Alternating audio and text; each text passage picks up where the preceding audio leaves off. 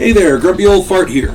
Due to YouTube's changing quote-unquote community standards, I created a channel called Grumpy Old Fart over on Rumble, a free speech alternative to YouTube. You can see all of my stuff over there, including my political and social commentary, as well as my current events videos. The links to my YouTube and Rumble channels, as well as links to let you order my books, are in the description of this video. If you enjoy my content, please like, share, subscribe, and comment. I welcome your comments, even if you disagree with me. Now, on with the video. Hey there, Grumpy Old Fart here. I'm doing an advanced Dungeons & Dragons monster story, or not really a monster story, but a monster video on the Piercer. I do these videos to try and help out the less experienced dungeon masters to make their games, help them to try to make their games better and more imaginative, more enjoyable. And towards that end, you got to have quality monsters. That's all there is to it.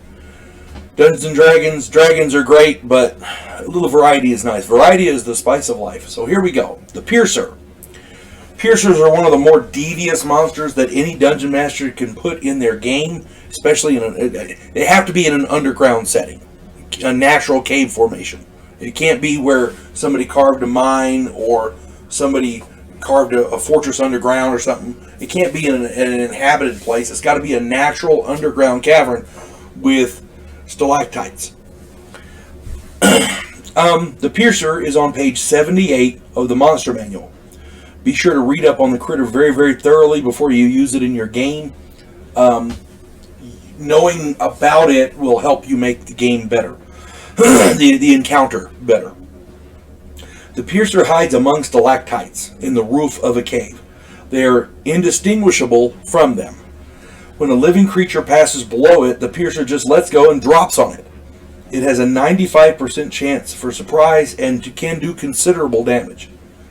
You might think that a group of player characters won't have too much trouble killing a single Piercer, and you would be right. But here's the rub. Piercers travel in groups of 3 to 18.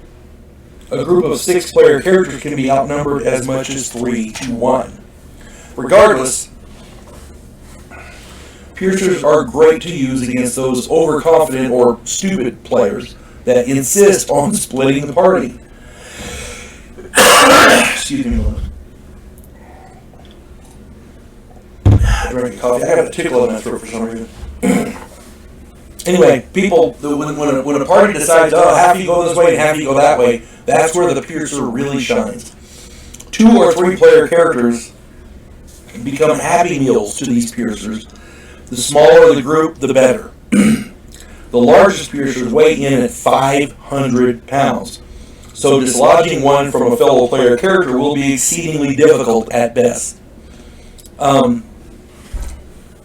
There's rules in the books about how much a character can lift, depending on their strength and other factors.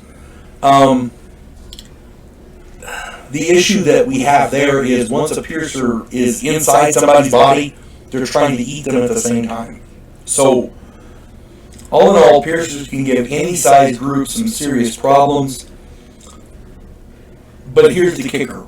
When they split the party, the Piercers can really outnumber the players. So, I think that's where they shine. That's how I have found that they work best. Years ago, I had a party searching through caverns for a lost treasure. 2 of my players were always running off by themselves. Excuse me. This time, they didn't return. So by morning, when the other 4 players went to look for them, the Piercers finished off the entire party, because instead of having 6 players to deal with, they killed 2 and then they only had 4. You see what I'm saying? Divide and conquer kind of thing. It's not far-fetched, and for a DM it's not really hard to do.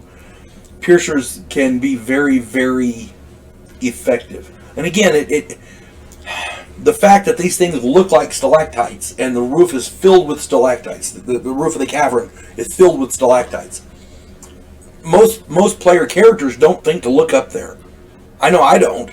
I mean, you should, but I can understand why they don't. Because characters players whose characters spelunk a lot through underground caverns and things, you're looking for, bad guys. You're looking for traps. You're looking for this and that. You're looking for the monster that's over there behind that rock.